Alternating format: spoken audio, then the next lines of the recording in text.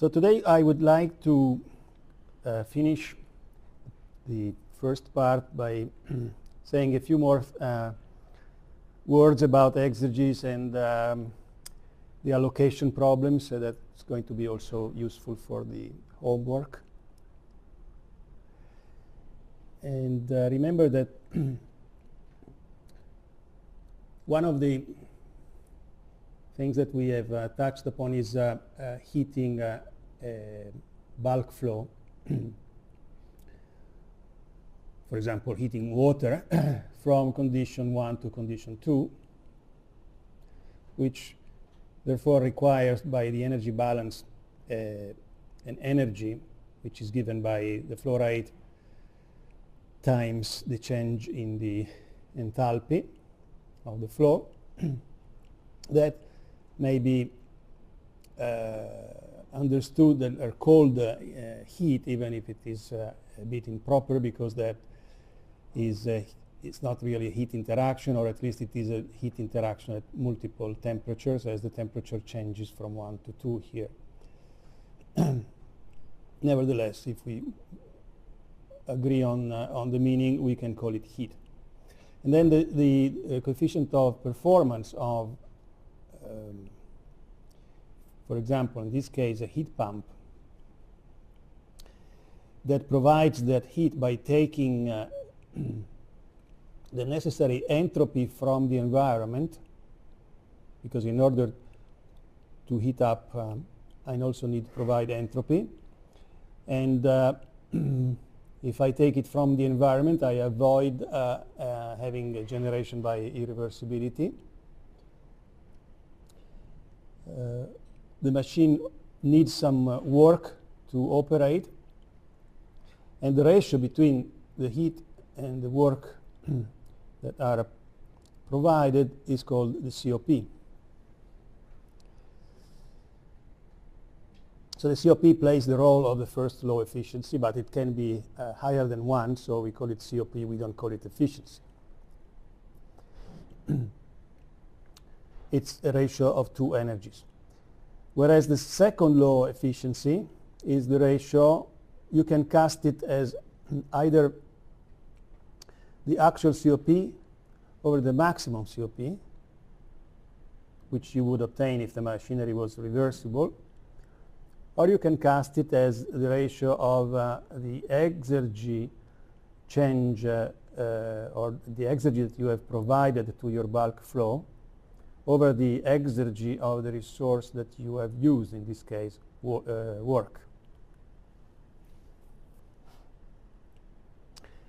We have also seen that this if I take H2 minus H1 times m dot outside of the parentheses, and I recognize that we called it QA, the remainder is a Carnot coefficient looking combination that if we define H2 minus H1 over S2 minus S1 as the logarithmic mean temperature, or the equivalent heat temperature that provides the same ratio of energy and entropy, then you can write it this way. And here you recognize that QA over W is COP. So the second law efficiency is given by COP times the Carnot coefficient. And what is the maximum COP? Well, the maximum COP is when the second law efficiency is equal to 100% reversible machinery. So you set this equal to 1, and therefore COP max is the inverse of that Carnot coefficient.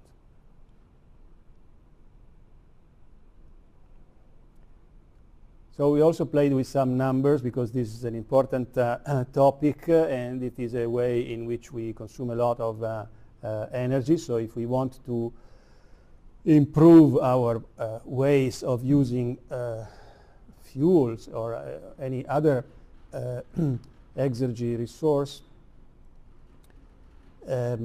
natural resource, for example, nuclear and solar and so on, we want to know the efficiencies, so here is we gave an example of heating water in an industrial setup. Typical numbers could be from 60 to 120 degrees C. And then if we compute that Carnot ratio, and remember that here also we need to make explicit the assumption of the environment that we have available when we compute that, because that makes a lot of difference, especially for small temperatures and temperature differences. So here, for example, if I take 300 K, here's the number. The Carnot ratio is 17.2%. And its inverse, which is the maximum COP for the heat pump, therefore is 5.8. Okay, so 5.8 means that I spend 1 unit or 1 kilowatt hour of energy, and I deliver 5.8 kilowatt hours of energy to my stream. If I go to lower temperatures, like in residential heating from 20 to 60 degrees at the same environment, 300 K, which is like summertime because it's 27 degrees C. In that case, the Carnot coefficient is 4%. So you take the inverse of 4%, it gives 25. Right? So that means that in principle, if you had a reversible heat pump with 1 kilowatt hour of electrical energy, you provide 25 kilowatt hours of heat. Whereas in an electric boiler, for 1 kilowatt hour of energy, you provide 1 kilowatt hour of heat, or maybe a little less because maybe some is lost to the insulation of the boiler. Okay. Then we also argued that the current way in which we use fuels, namely burning them in a flame and then using the hot products of combustion to heat up a working fluid of some thermal cycle, if we want to improve of that, the efficiency of these and go beyond the current, say, 64%, which is obtained as the product of an about 75% efficiency of the flame and an 85% efficiency of the thermal cycle. You need to improve on these two efficiencies. But even if you improve the thermal cycle to 100%, you're still stuck to the limit of 75, say 80% for the flame. And we've seen that history tells us that we are on our learning process heading towards higher efficiencies than 80%. And so the only way we can reach them is to find alternatives to the combustion in flames, the oxidation of the fuel in flames. And we also said that when we do chemical reactions and combustion in a little more detail, we will see this diagram and we will see that the flame goes this way and generates entropy by irreversibility. Whereas if you are like in a fuel cell or more able to control this process, and while the system spontaneously wants to go from fuel to products of combustion, you manage to extract also some energy, like in the fuel cell, then you may reduce the entropy produced by irreversibility and your efficiencies can be higher, like in some examples here. Okay, so usually separate production of electricity. We produce electricity in power, in facility power plants that use our fuel, And remember, we said that for the moment, but also for typical applications, it is fair to approximate the exergy of the fuel by its heating value. So energy and exergy content are very similar, of the order of plus or minus 2%, depending on the hydrocarbons. So this is a fair approximation in practice. So you use this fuel, you burn it, you obtain these products of combustion, and then you transfer the heat from the product of combustion to a working fluid of the thermal cycle. Then, of course, the product of combustion must be exhausted to the atmosphere. And as we all know, we are all concerned about pollution that comes from these exhausts. Not only the global pollutant CO2, carbon dioxide, which is a pollutant only in terms of playing a role in greenhouse effect, as we all know, but also other products of combustion like NOx, so the various oxides of nitrogen, which can produce acid rain and other various effects. So you need to control what gets out there. And typically what gets out there is at relatively high temperature, say maybe 110, 140 degrees Celsius. This is when you don't want the water that is in the products of combustion to condense. That is to avoid, because some fuels have some sulfur content, and water with sulfur makes sulfuric acid, and that's corrosive, and you want to avoid that. But you can also have condensation. So if you can use higher level materials that can sustain corrosion, you can also condense part of the water that is produced by the combustion process. In that case, you extract a little more energy.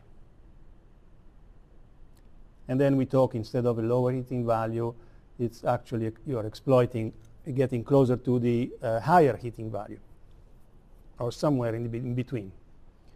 We'll see some details about this.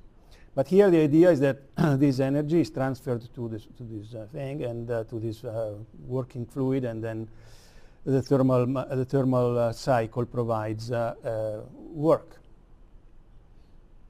And of course, since you are extracting not only energy but also entropy, the thermal cycle must discharge that entropy to the environment, which is at the moment still considered a sort of a free way of getting rid of entropy. Although some places we are talking about, of course, you need authorization to do that, so that is equivalent to not being exactly for free, not anymore. In other words, we cannot use the environment as a thermal dump for free anymore. Okay. First law efficiency here, we have only one product whose energy content is W, and only one energy source, which is the fuel, whose energy content is Q. So that's the first law efficiency. And typical first law efficiencies, as we said, could be, yes, the best available technology could be maybe 65%, but the average efficiency of like a national lot of power plants, well, it varies from country to country, of course. For example, I think that in Italy is between 42 and 45%. The second law efficiency is the ratio of the exergy of the product to the exergy of your fuel. Now, considering that the exergy can be approximated to the energy of the fuel, you see that for this particular case, the second law efficiency is equal to the first law efficiency. So indeed, if you are at 65%, the margin for improvement is 35. You only have 35 to go to get 100%.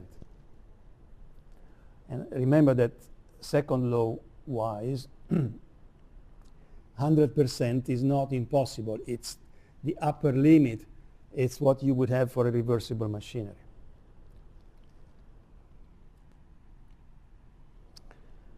Okay, so the message is here that for this particular case, eta 2 is equal to eta 1 approximately. Now, when we, instead of producing electricity, we want to heat up something, for example, here, a simple case of heating up a room at some fixed temperature, or maybe heating up water to make it boil at some temperature, for example. Here, 120 degrees, some pressurized steam production, which is very common in industrial processes for material processing and so on. Okay, so now the first law efficiency is the ratio of the heat that you produce, that you deliver. So this is your final product over the energy of the fuel. The second law efficiency instead is the ratio of the exergy of that heat. So it's the heat multiplied by the Carnot coefficient divided by the exergy. Then again, we use the approximation that the exergy is equal to the energy content of the fuel, and therefore we recognize this ratio here is eta 1. So in this case, the second law efficiency is equal to the first law efficiency times the Carnot coefficient. So for example, if you want to produce steam at 120 degrees in an environment at 283, you compute and you have a boiler that consumes, for example, natural gas, and it is 95% first law efficient, so eta 1 is 95%. It means that only 5% is lost to the flue gases through the stack. That means, so you got 95% times the Carnot coefficient here makes about 27%. So that, in that case, the margin for improvement is much higher, like 73% to go to 100. In some sense, we should say that if this is representative of our typical way of heating up water in industrial processes by using fuels, the fact that for this technology we are only 27%, whereas for power production we are 65%, means that we are at different levels of maturity of these uses of natural resources for these two different technologies and products.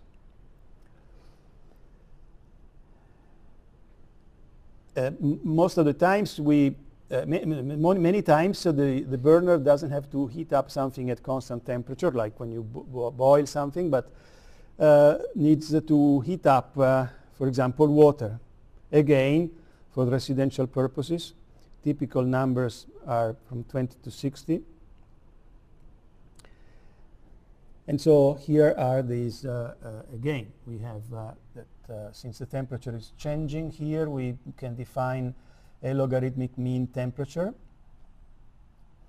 which is the temperature that enters in the Carnot coefficient. And again, the second law efficiency is equal to the first law efficiency times the Carnot coefficient. And the typical number varies depending on what temperature T0 you choose, so depending on whether you are winter or summer. So for example, if you are in the summer, 25 degrees C is 298 K.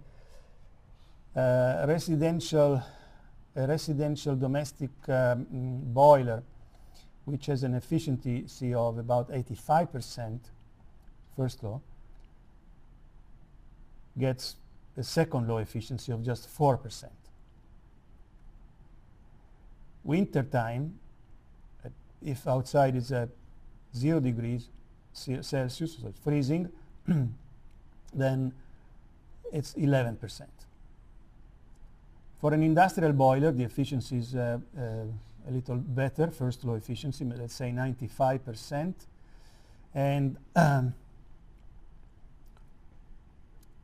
if you go from,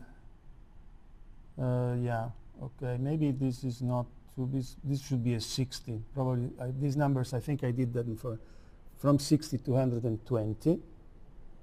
Well, check the numbers if you are interested. And it gives 12% in the summer and 19% for second law efficiency during the winter.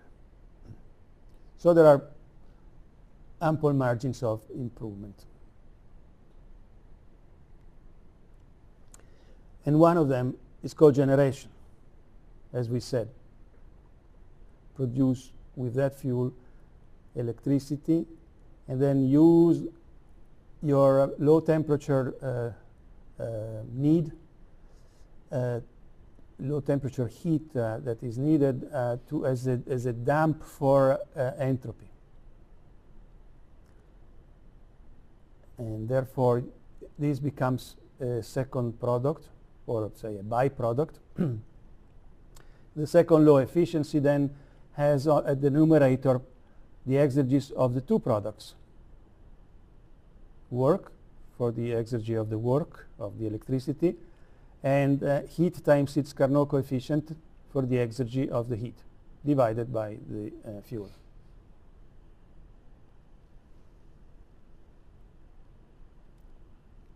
And again,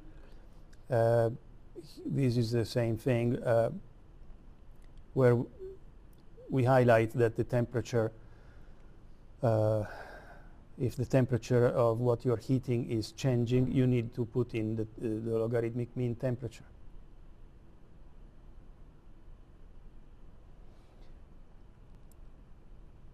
You can also do the same kind of calculations for refrigeration, because often in industrial processes, but also in air conditioning, residential air conditioning, you need to cool down. For example, air conditioning, you need to cool down working fluid between 12 and 7, from 12 to 7 degrees C, typical. So you can define a COP of the refrigeration, which is the heating load, so the heat that it takes away from the working fluid, divided by the work that you have spent in order to run the machinery, typically compression cycle or refrigeration cycle, but not necessarily. And then you, so this is the COP. The second law efficiency is well, you can view this as minus QC times the Carnot coefficient. And again, the second law efficiency, therefore, is the COP times the Carnot coefficient. And for typical values, I mean, for an industrial refrigerator for which the COP is about 5, which is relatively high, it means that you spend 1 kilowatt hour and extract 5 kilowatt hours of heat from the cooling as a cooling effect. So 5. You multiply by the Carnot coefficient for those temperatures at an outside temperature of, 30 degrees C. And you get a second law efficiency of 36%. Not bad. At least compared with heating, it seems that with cooling, we're doing better. And in fact, machinery for cooling is, as you know, the same as the machinery that we use for heat pumps.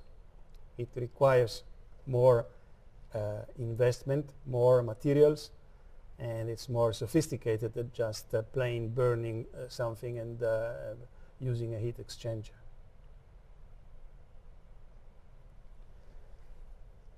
Now, people have tried also the simultaneous combined production of power, heat, and cooling. It's called trigeneration. You have 3 products, and it's actually, you can actually, this considers also the fact that you may have, that you may use as a possible resource. Oh, no, sorry, this is the cooling effect. Okay, this is the cooling effect. So this uses as a resource only the fuel.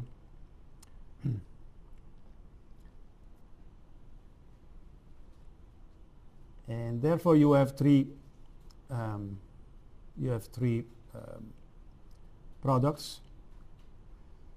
And here is one of the problems. It's not so easy to define a first law efficiency, because you have to put the numerator apple and oranges. You have to put heat, work, and cooling. So they don't. They're different animals, and they shouldn't stay together in a numerator. But you could define separate efficiencies, provided we have a way to allocate the fuel consumption and assign a fraction of it for each of the products, which is the idea of this allocation that we are now getting to refresh again.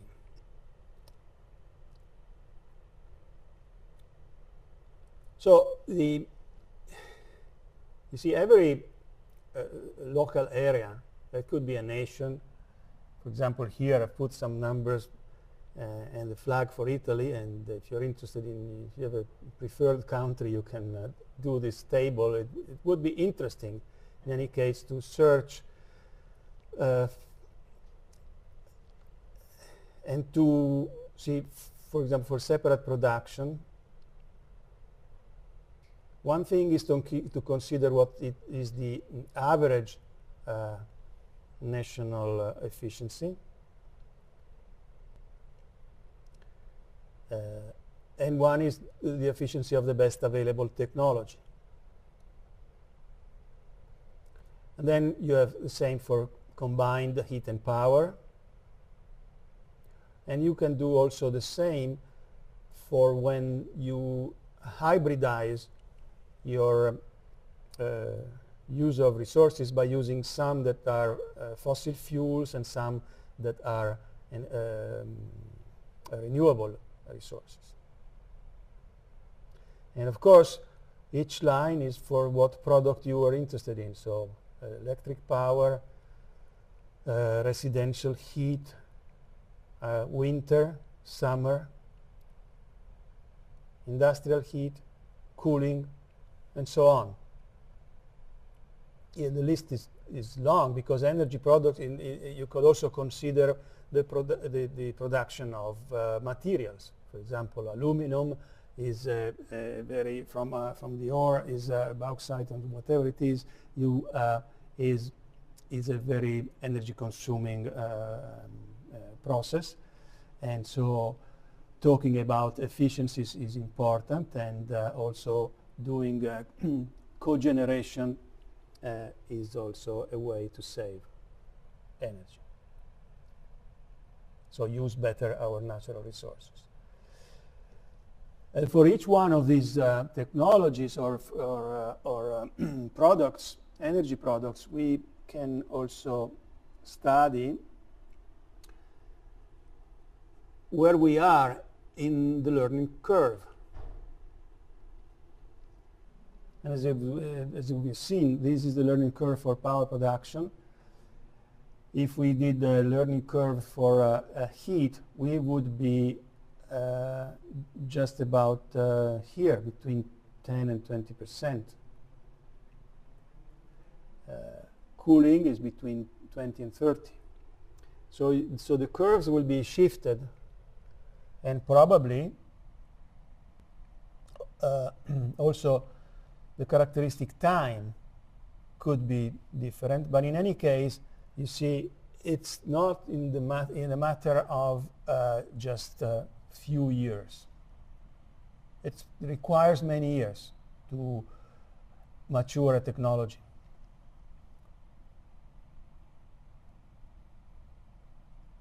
So that also carries a message that if you are in the energy business, or if you want to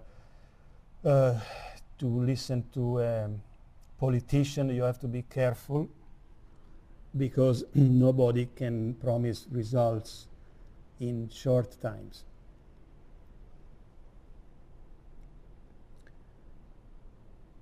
Okay, so that's another interesting story. So that brings us to the problem of allocation. So we have already discussed in a cogeneration facility, it amounts to defining these coefficients alpha that are the fractions of the fuel that we think are used for the two products, that we assign to the two products. And we've seen that this assignment is a bit arbitrary. There is no law of physics that tells us how to do it. And each one has its pros and cons, and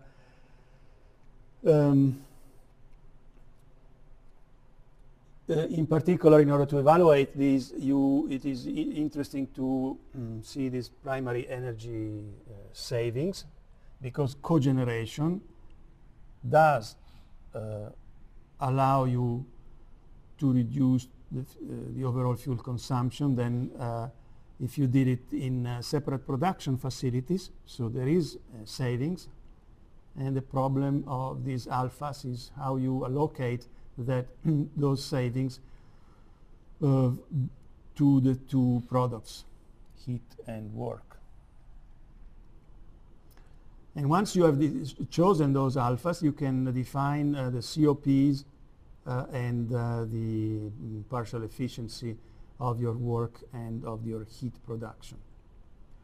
And as we said, this topic all started when the COP of heat production became important in determining the energy efficiency of buildings, which in turn determines the value of these buildings. So this has an economic impact. And this incremental electricity-centered allocation method, which was assigning all the energy savings to the production of heat, is what triggered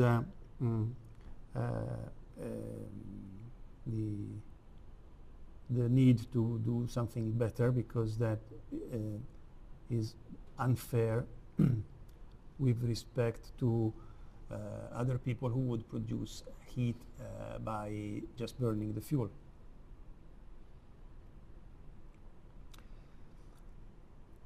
So typically one would define these reference efficiencies for the separate production facilities,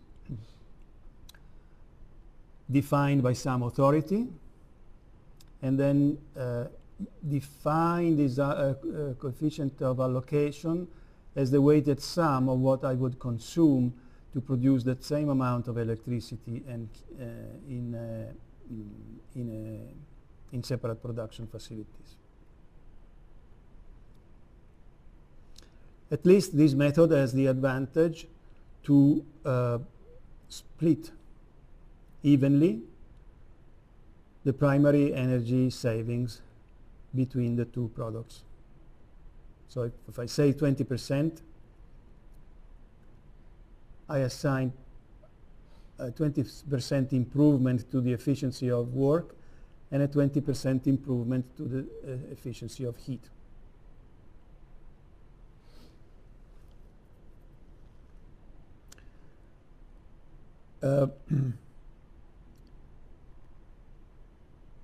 The people that are really fond of thermodynamics and would like to solve every problem with thermodynamics insisted for a while that you should use the exergy method, which takes as reference the reversible process, because after all that is the ultimate target that we should be heading towards. However, the problem is that, as we've seen in the learning curve, heat and work technologies have not the same level of maturity, and therefore the distance of where we are from where we could be with the reversible machinery, which is the exergy target, is very different, like maybe 35% for electricity and maybe 80% or even more for heat. And this gives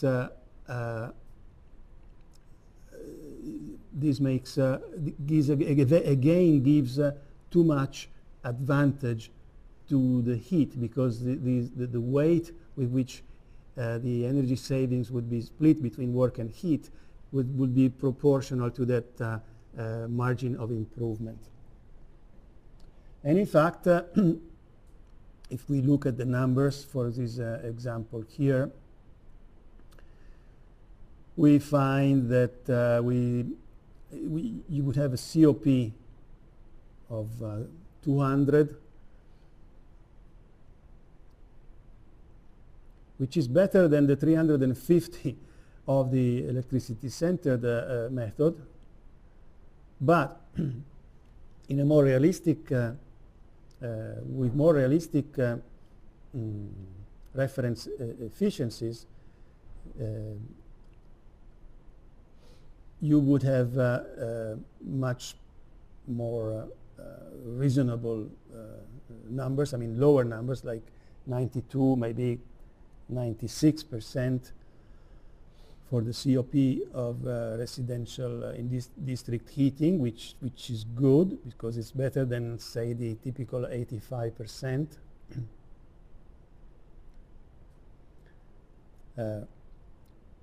And also it gives a more fair split between work and heat. Now, the homework doesn't call you to do anything about this method of local area, because that is not yet been accepted or incorporated in any of the standards. It's just an idea. And nevertheless, it's interesting to to say that essentially what the local authority should use, according to our suggestion, is as reference efficiencies the average efficiencies of the local area, including the combined heat and power production facilities. That way, if your combined facility is, like in this case, more efficient than the reference,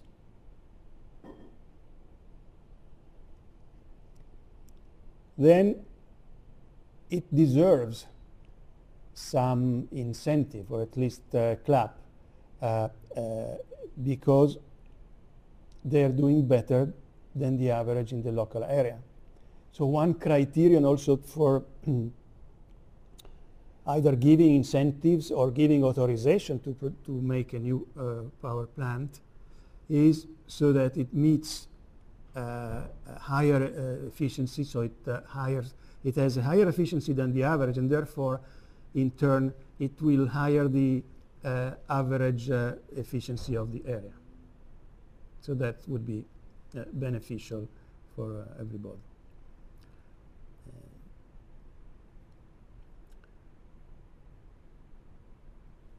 The converse is when we do hybrid power plants. And in this case, we are using in this paper just not a cogeneration, but just a power production, only power production. And instead of using just fuel, you use fuel and integrate that fuel with some renewable, like solar energy, or vice versa. Instead of having just renewable, just solar energy heating power plant, like those power plants with mirrors that we have said the other day, and you can look it up. There are a few prototypes in California, in Spain, in Italy, and probably other places too. Nevertheless, the fact that of course solar energy is not always available, and therefore you need to either make some storage in order to have it function continuously, or you could integrate with fuel for when to compensate when there are clouds or night time, so there is no solar energy available. In this way, you may have advantages both from the point of view of efficiency, so it's more stable input for your power plant, and also for the cost, because the investment is going to be diluted over more hours of operation. So it is important in this case also to determine these fractions, the betas, the fractions of the product that can be understood as being the product of the fossil or the product of the renewable part. So if I could identify what fraction of the electricity produced is considered renewable, this would be at the same level as, say, photovoltaic energy, because it's photovoltaic energy is a like a separate production from solar to electricity. And so there is no reason why, if the country decides to give an incentive to photovoltaics, there is no reason why they shouldn't give also an incentive to a hybrid facility, at least in as far as the fraction of electricity that is recognized as renewable.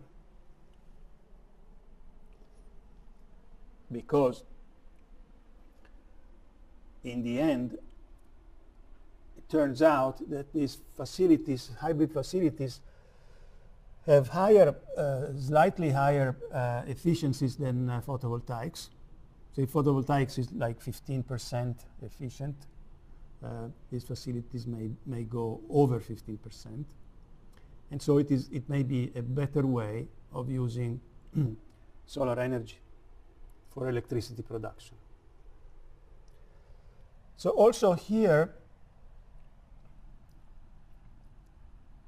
at the beginning, people thought of assigning all the benefit of the hybridization to the renewable aspect. But then this would be unfair, because these power facilities would, hybrid facilities would get the incentives even if they don't deserve it. Because part of the savings that is made by the hybridization, it should also go to the fossil line of the power plant. So also here, a reasonable way is to use a reference production. So it would be the weighted the fraction of what the of how much electricity you would produce with that fuel in a separate production facility, and the other is how much electricity you would produce in a solar facility. And these weighted ratios are balanced, but of course somebody has to define what reference efficiencies to use. And again, there is this consideration of the exergy method that would provide like 100% as the target, the reversible target, and 93% for the reversible target in the conversion of solar energy into electricity. But these targets are very far from the actual level of average efficiencies, and therefore it is dangerous to use those as references. It is better to use as references something fixed, or again something based on a local area, so the average values of the partial efficiencies in the local area. So that again also here you could argue that who deserves the incentives, the economic incentives, are only those who improve somewhat to the average usage of those resources in the local area.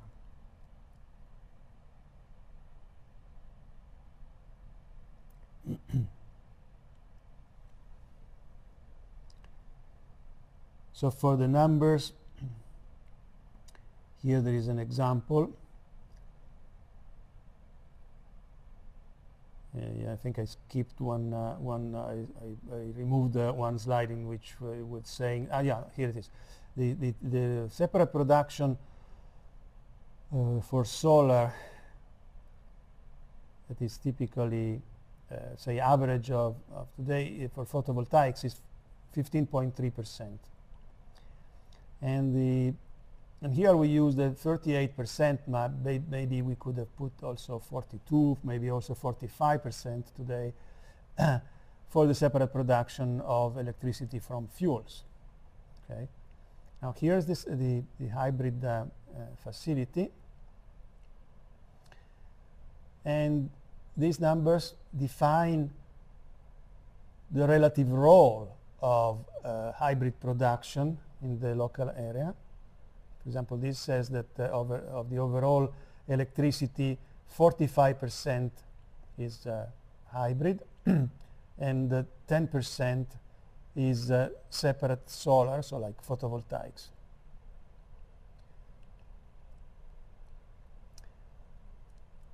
And then by using this self-tuned average local local production references, here is the numbers. It's for example, we would say that this hybrid facility improves the efficiency of production from solar from 15% to 18.7%. The exergy method would have said that the improvement is to 35%, giving therefore a lot of credit and therefore very high incentives. And the fuel center, the even higher. It's nonsense. So if you happen to end up working in one of these agencies that define regulations and that keep following the evolution of local areas and the improvements, you have to be aware of avoiding wrong numbers that would change the direction of technologies or investments in not where you want it to be going. So because these numbers, and in particular the laws that determine incentives based on these numbers, determine the choices of the companies in where to invest in what. Okay. All right. So with this, I think I have said a little more about this problem of allocation. And if you still have some questions, maybe this is the time for the homework, for example. Maybe this is the time to ask. If it is all clear, then okay. In any case, if you need help, I'm available in the office. Just email me and we can set up an appointment, or just chat by email. Okay. Yeah, because now I want to move to the second part of the course. This was an initial slide, you remember, where we said in the second part of the course we're going to deal with chemical potentials and multi-constituent systems. So in part we have already discussed, because these are stable. A lot of this is played with stable equilibrium states, and we said a lot about the properties of stable equilibrium states. And in fact, in the next few slides, I'll just which are full of formulas, as usual. I'll just review quickly what the things that we've already said that are relevant to the applications that then we want to focus on next.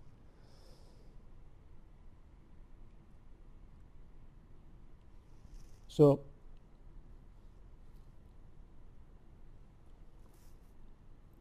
this part is divided into 3 other parts. The first one is defining properties of mixtures in single phase. So we'll have to talk about partial properties, define what they are, define some ideal mixture, and here I should also add another topic, which is ideal solution behavior. We will talk about osmotic pressure. We will talk about the minimum work for separation of a mixture into its components, or the maximum work that you can extract from mixing if you don't do it irreversibly. And then osmotic pressure and the so-called blue energy, and then also the problem of stratification.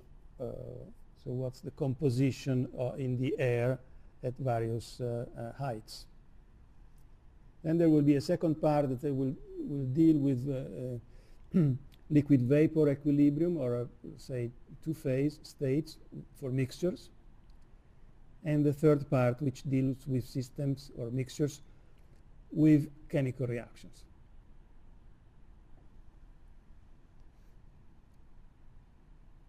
Most of it is covered, is covered by the book here.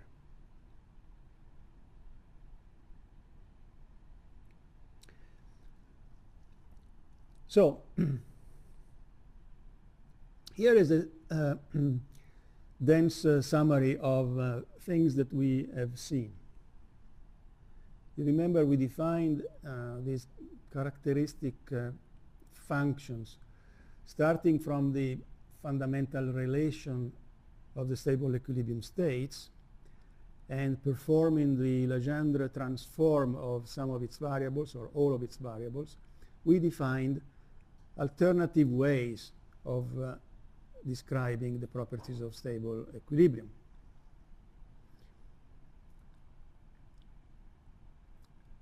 And among these, these Legendre transforms, we defined the F, which is the Helmholtz free energy, G, which is the Gibbs free energy, H, which is the enthalpy, and U, which is the Euler free energy. They're all related like this. Of course, when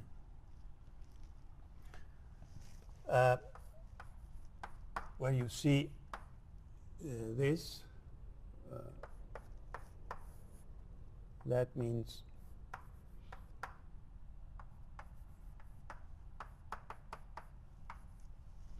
the summation of the products of the various constituents. So we already set up for dealing with mixtures.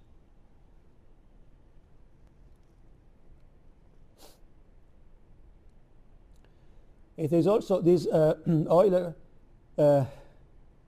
free energy is a function of temperature, pressure, and chemical potential. So that means that you can measure it by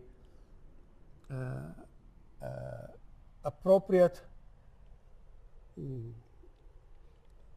mutual equilibrium of your mixture with an appropriate environment of which you know the temperature, the pressure, and the chemical potentials.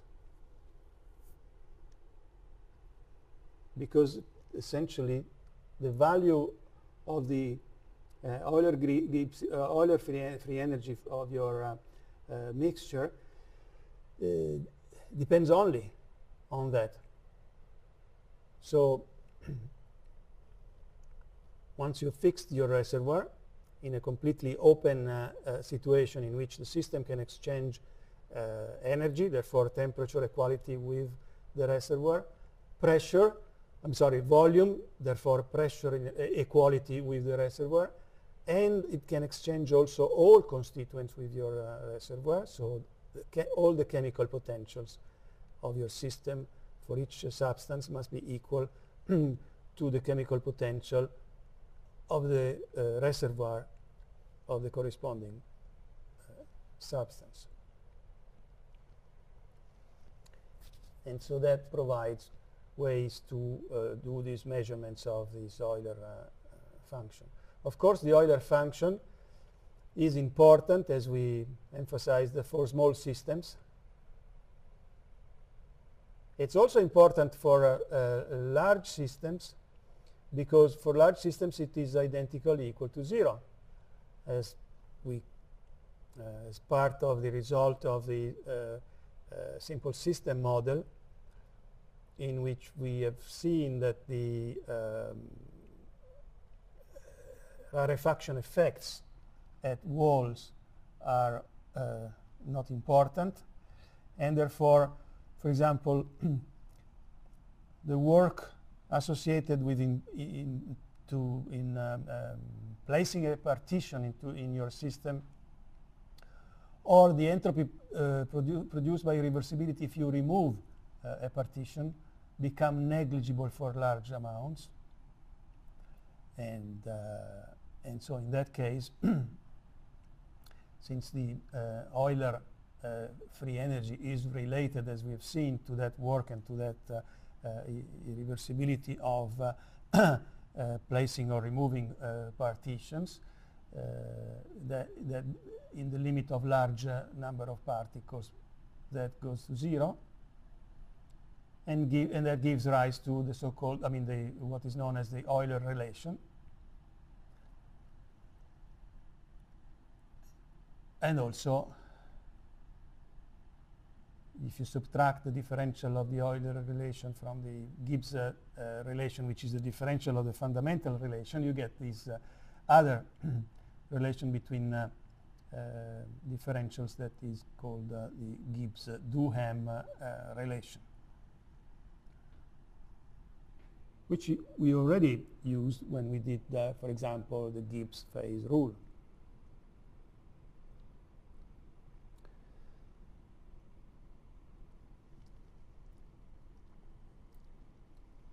Now the various forms, the various differentials of the fundamental relation, or the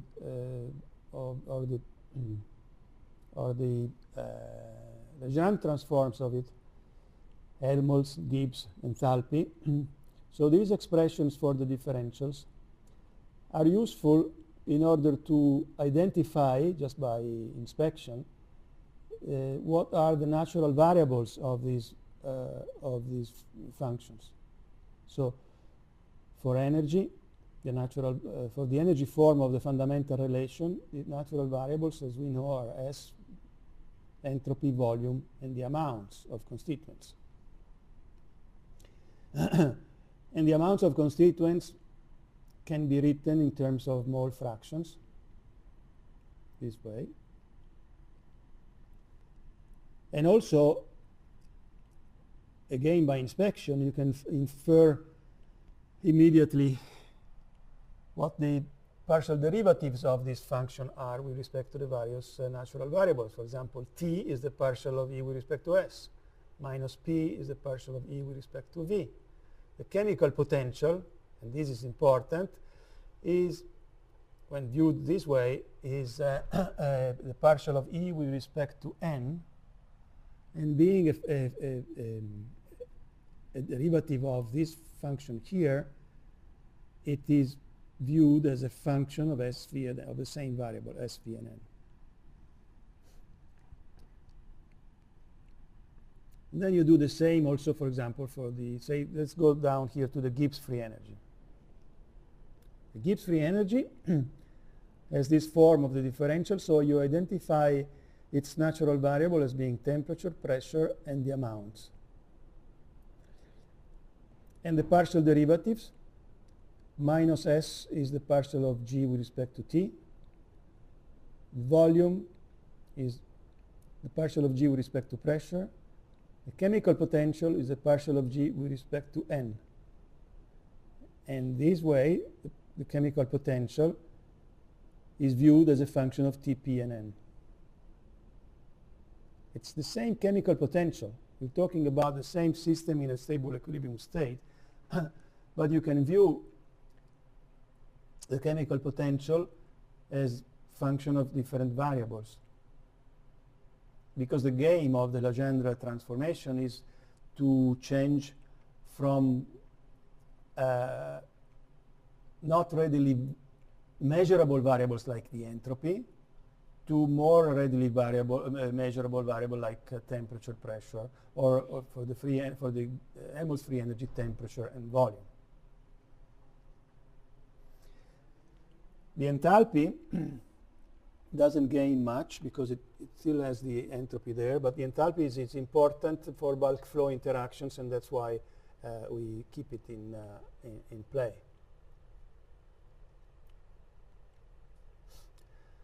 Now, of course, this is that summation.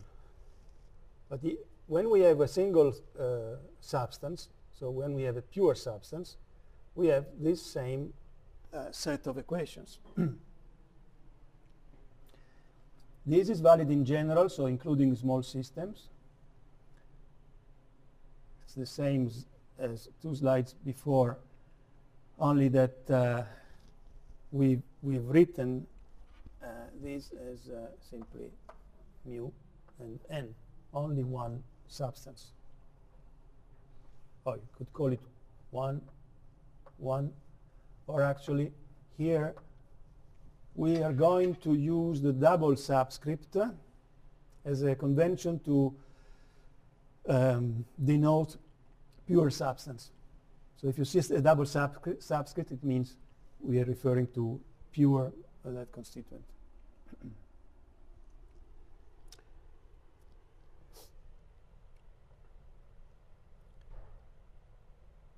Okay, so in the larger number of particle limits, so the simple system approximation applies, and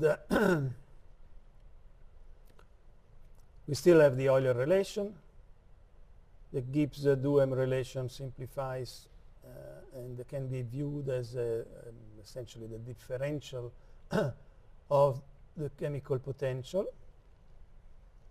of the only substance that we have.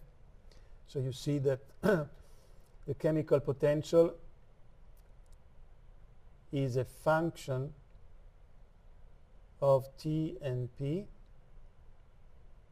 Let's see. Here I think I made a mistake in these. Let's see. In the limit, in a large n limit, the chemical potential loses its dependence on the amounts. Like, okay, here it is written correctly. Okay. Oh yeah, okay. Here I did take it away. Fine.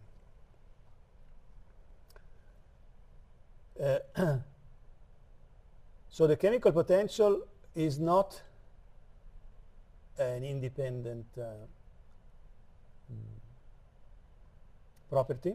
Once you fix the temperature and the pressure, chemical potential is a function of T and P, so that fixes also the chemical potential. Whereas for a mixture, the phase rule, depending on how many phases you have coexisting and so on, some chemical potentials can be changed independently. Not for the pure substance.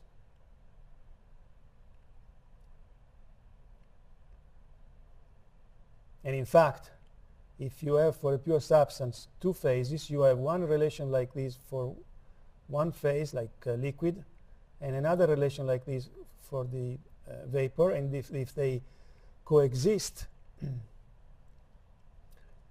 the two must be equal, and therefore not temperature and pressure are not even anymore independently variable, like when you have a single phase. Okay.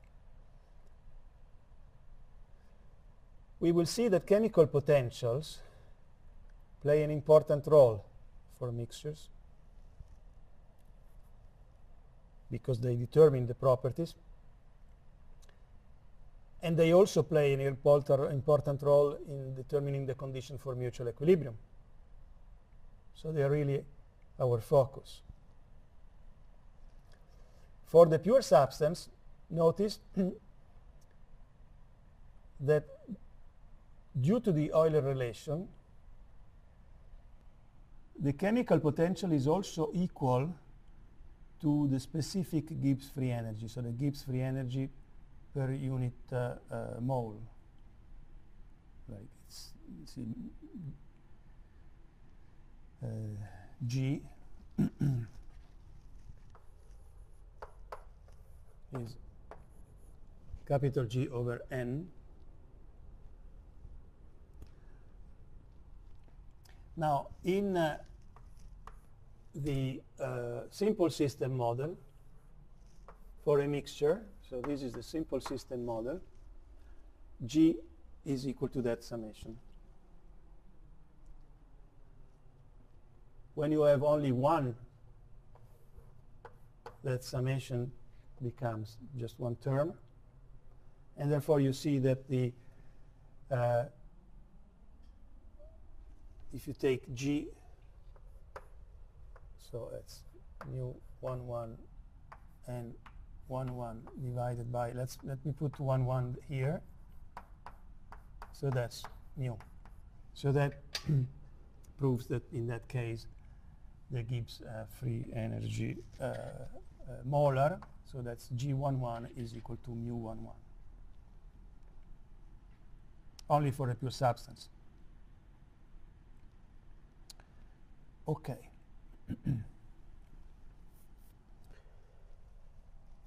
So how do we measure properties?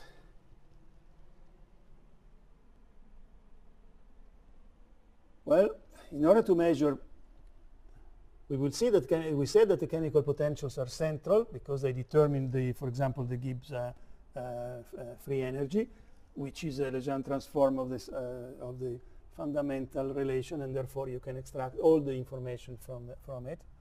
Of course, if you know it as a function, so you need to know not just one value, you need to know how it varies with temperature, pressure. You need to know all this function in order to characterize your mixture. And the chemical potentials are the key of the game. And the way you can measure them is by a manometer, by measuring the partial pressure. So you need to develop rigid semi-permeable membranes capable of keeping the molecules, all molecules in the mixture except one, inside the mixture, and allowing only the molecules of one type to cross. Once you have identified a membrane like that, you just wait for mutual equilibrium to occur, and then measure this partial pressure.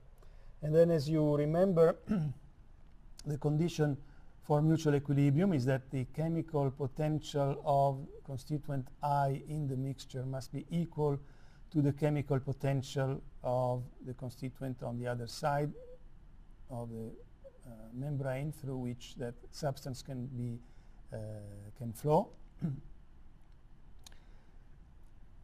And we call partial pressure that pressure at which that occurs, the pressure of the pure system. That so that's the meaning of the double I.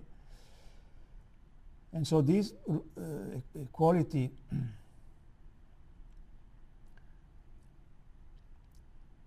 makes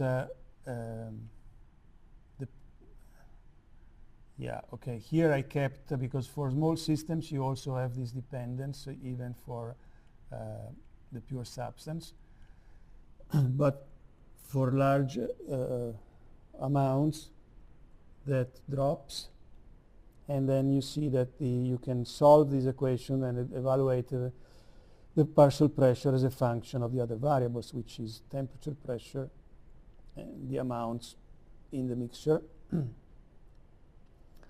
and the amount in this small system, in this pure system on the other side of a membrane, but the absolute amounts would drop out for large n, so that dependence is only through the relative composition of your mixture. So the percentages of how many molecules of each type I have in my mixture.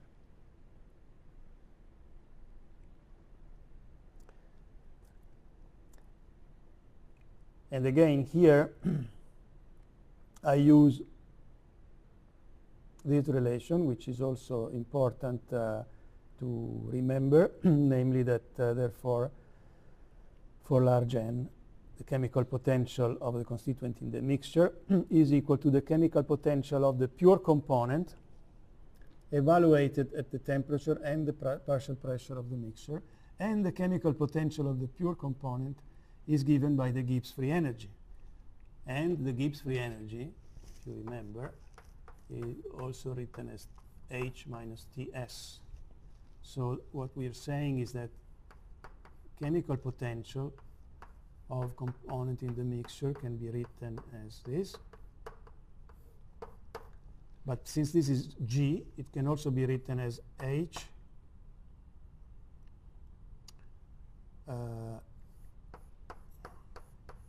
I'm sorry, this is U double I. H double I T at the partial pressure minus T S double I T P. Okay.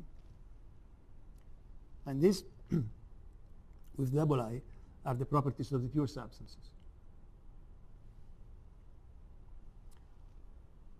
So a good part, but not all, of the properties of the mixture are determined by the properties of the pure components. In fact, we will define some behaviors that we will call ideal, which are simplified versions, simplified models, in which all of the properties of the mixture are determined by the properties of the pure components. That is not to say that most real mixtures are not ideal in the sense that we will try to define. But the ideal mixture model or the ideal solution models are a good start.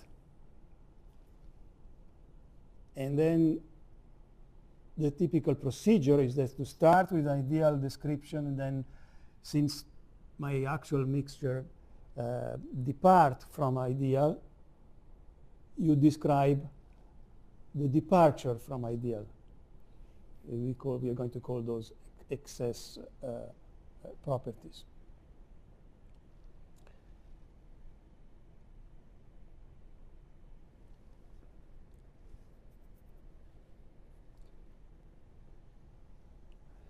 Now, a first step towards the construction of properties of a mixture from the properties of the pure components is to define, I think we already done it, we defined already the partial properties.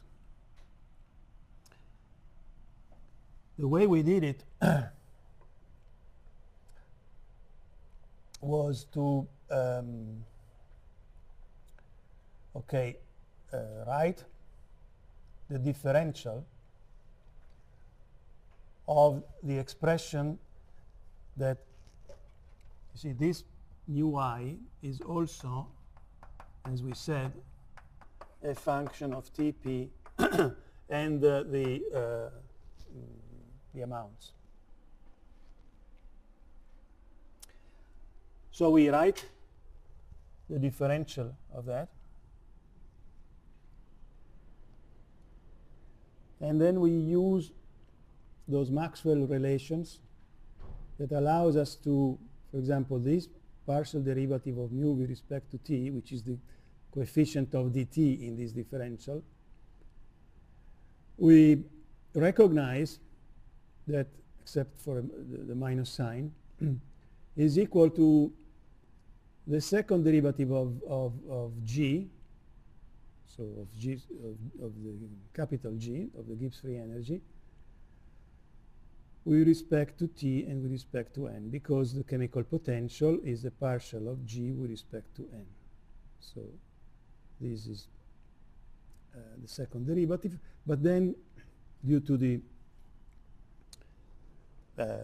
reciprocity or Schwarz theorem about second partial derivatives, this can also be viewed as that you first do the partial of g with respect to t and then with respect to n. So the partial of g with respect to t is minus s, as we can see from here. Partial of g with respect to t is minus s. So by writing the differentials, we go and do and watch by inspection what these partial derivatives are. But also we should remember, I mean, we could remember by heart that these partial derivatives, at least this and that. In any case, this says how much the entropy changes if, while keeping temperature and pressure fixed and also the various amounts, I add a little bit of one substance. This is why it takes the name partial entropy. It's the contribution of that that constituent to the property of the mixture.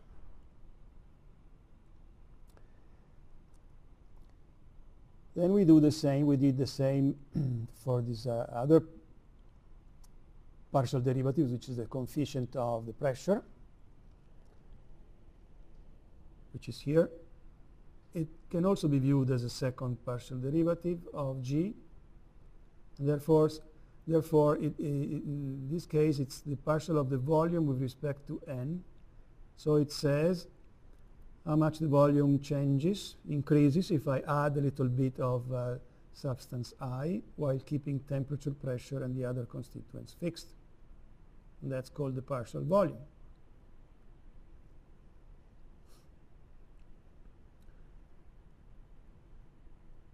We also, here, we have the expression for the differential. I have to take care also of the differentials of the n's here. So I have a summation because I have many n's. I have these partial derivatives of the chemical potential of one substance with respect to the amount of another substance. And the reciprocity of second order derivatives tells us that there is a reciprocity in this relation.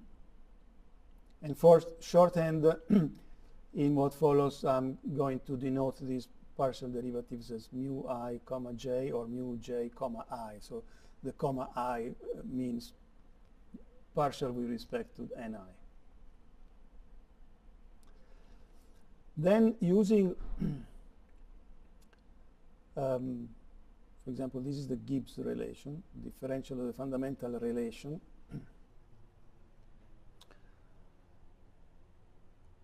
I can compute the partial energy of constituent I. Because I can take formally, I mean, don't tell the mathematicians, but if I take these expressions here for and I divide by delta partial ni, so I divide through. So that becomes that dE divided by dni is equal to T times ds divided by dni. But that ds divided by dni is the partial entropy. And then I have dV divided by dni, that's the partial volume. And dN divided by dni is 1. dni divided by dni is 1. So that leaves me with just the chemical potential. It's 1 if the I am dividing is the same as the n. If 0 if I'm dividing one by the other, because they are independent. And so this is how we prove. You can do it better, but it was just a sort of a game, because formal, sometimes proceeding formally is helpful to go fast and do some checking. In any case, so this is the expression for the partial energy of constituent, and you can play the same game using the differential for the enthalpy to express the partial enthalpy of constituent. What is important here is that all these partial properties, entropy, volume, energy, enthalpy,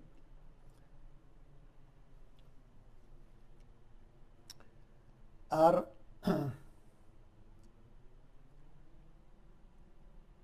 related to the chemical potential, you see the chemical potential, or partial derivatives of the chemical potential, either with respect to T or with respect to P. So that means that if I have this expression here, I can determine by just mathematical manipulation all the partial properties of the constituent in the mixture. Okay, so from this one I get SI, VI, HI, EI.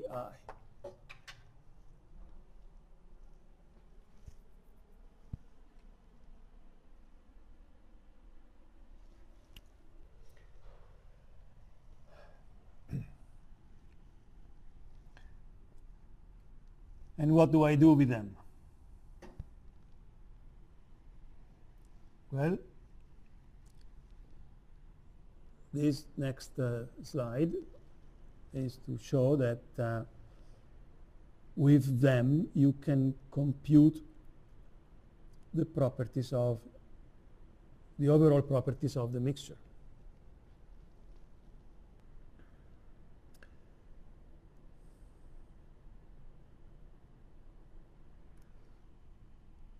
So here I do it again for the general case, and then I look at the large n, large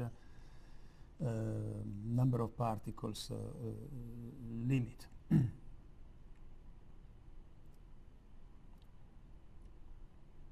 Essentially,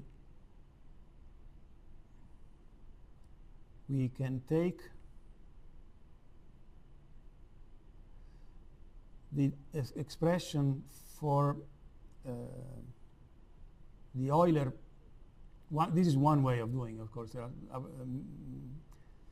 many different ways of getting to the same result. For example, in the book, there is no discussion about the Euler free energy, and so you find a different derivation starting from just valid in the large limit, large number of particles. In any case, I start from the expression for the Euler relation, which is a function of Tp and mu, and then substitute inside the mu here this expression here, so that it becomes a function of Tp and n. And then I take the derivatives of this with respect to these independent variables.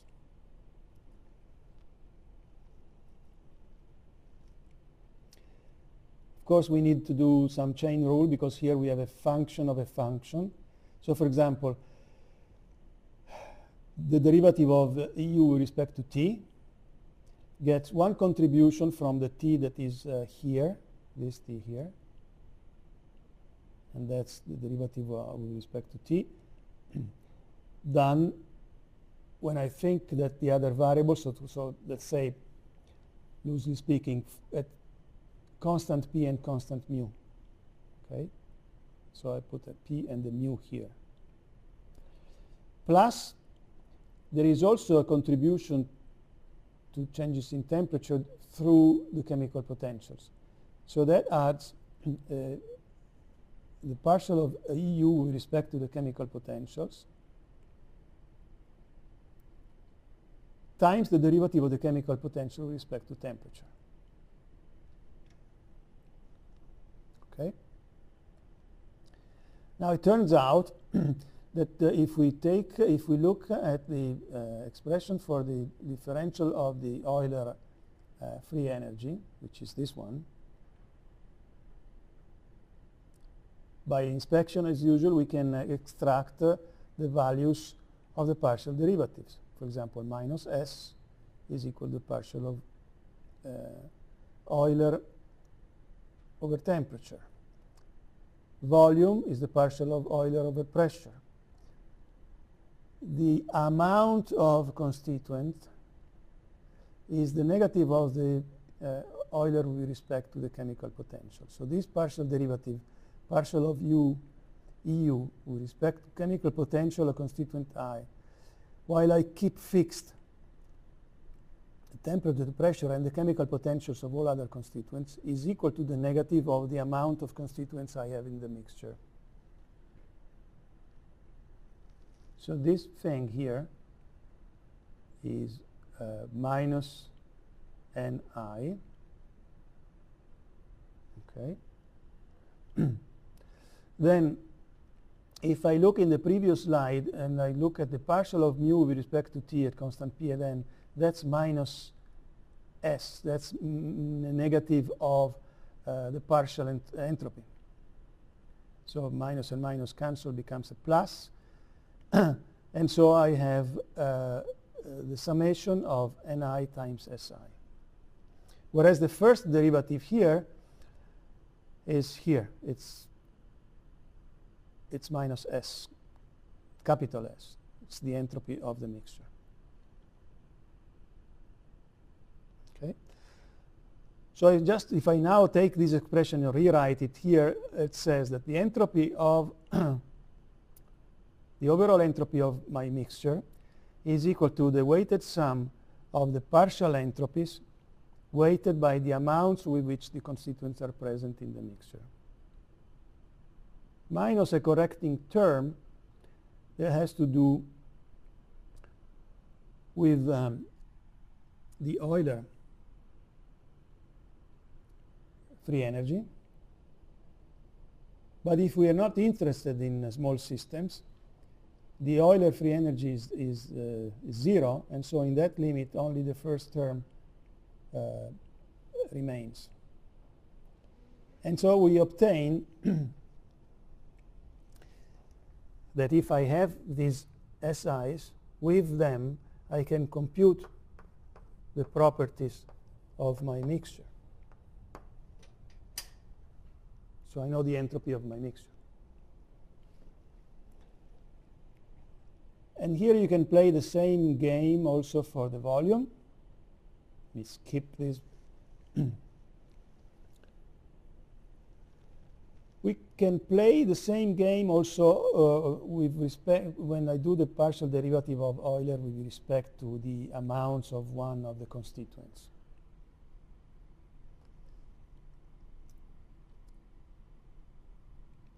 If you do carefully the derivatives as we are doing here, this becomes equal to this summation, which is written here again. And since in the large limit Euler is equal to zero identically, it means that this summation is equal to 0 identically. Actually, there are there are as many, there is one for each constituent, because you see there is a summation over the constituents I. So I is a dummy index within the summation. But then there is a j, which is a free. So this has to be equal to 0 for every j. This is called the Duhem-Margules relation. And it will play some role in making sure that when you develop models, you're doing it consistently. For the moment, we leave it there. Now, in the next slide, I'm going to start from these three. So these three lines become the first lines here. Because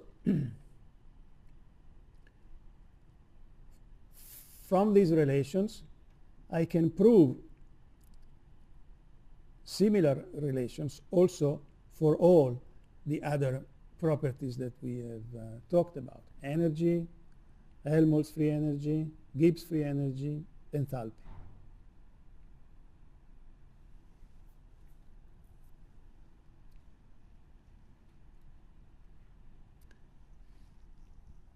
So that means we can, for all these, and also it can go on to F, G, H, okay? I have relations like that. If I want them for the mixture, all I need to do is play some derivatives of the chemical potentials, and with the proper relation, I get to the relation to the property of the mixture. Of course, I need to also know the amounts. So I need to know the chemical potentials, how they depend on temperature, pressure, and amounts, and I need to know how many I have in my mixture.